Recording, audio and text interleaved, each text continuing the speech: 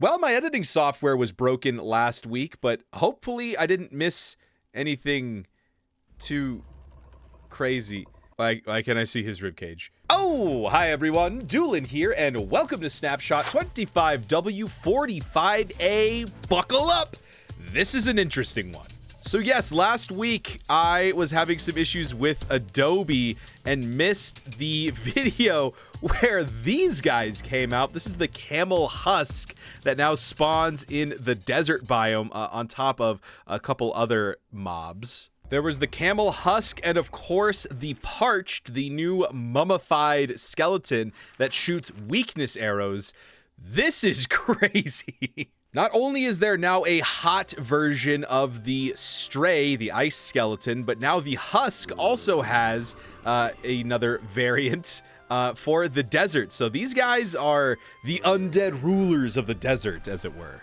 These guys can spawn on top of the camel husk. They can have spears. It's all crazy. But that is not what we're talking about this week, because Snapshot 25W45A has something even cooler. Ladies and gentlemen, I present to you Netherite horse armor. That's right, folks. Mojang has added another tier of horse armors, but this is not stuff that you can just find. You can actually craft it using diamond horse armor and a netherite upgrade in a smithing station, similar to how you can use other kinds of netherite stuff. And this is very intriguing. With them being able to add horse armor capabilities in the smithing station, it opens the door for possibly seeing horse armor trims in the future.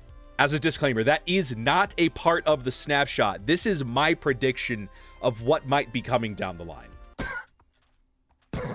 Oh, that's got some range to it.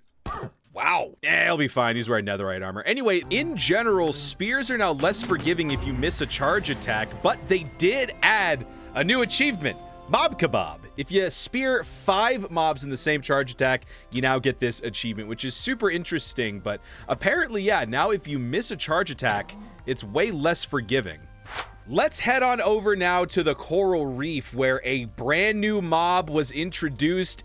Welcome, the Coral Zombie Nautilus. This will now spawn in the coral reefs instead of the regular zombie nautilus, just to blend in a little bit better. And dude, this thing is nasty.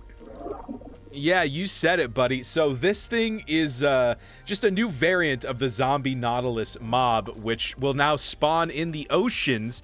This is, of course, going to be a warm ocean only type spawn. Just like a normal zombie nautilus, you can feed it pufferfish to tame it, and then you can ride it around your coral reef base. I do believe it's very much like the zombie nautilus, where it's a little bit faster than the regular nautilus mob, and it just looks so sick. Although they do, of course, burn in the daylight. Well, recently, every single drop, they've been changing the panorama instead of every major update. And so now we've got a new one featuring the husk and the parched on the back of a camel husk. And the zombie horse. Oh my God, I forgot about that guy. That's a real Minecraft OG right there. Now, obviously, it seems like Mojang has a heavy focus right now on the desert biome. So let's talk about what I think is going on. A couple years ago, Mojang said they were going to be updating biomes that we voted on. Even if it didn't win that year in the Minecraft Live, they would come back around to it. And I think that's what they're doing here. I think they're slowly trying to update the desert biome. And if you're taking advice on something that would make literally the entire community so happy, this guy right here, maybe make him, you know, maybe make him drop some sand when they die. Huh? It's a desert-themed update. We need renewable sand. Come on, Mojang. Give us a reason to interact with these guys, huh? Not you, though. Jeb said you were a mistake. Now, while the other changes in this update are pretty self-explanatory, one that I thought was kind of interesting is that the color of the sky during sunrises and sunsets are now affected by rain and thunder, which I think is just, ooh, so atmospheric.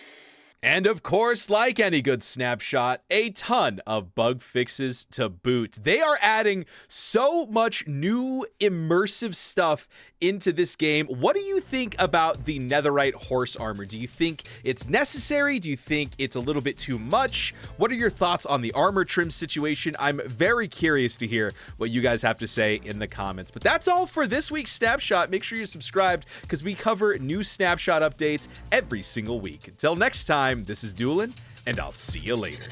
Bye now.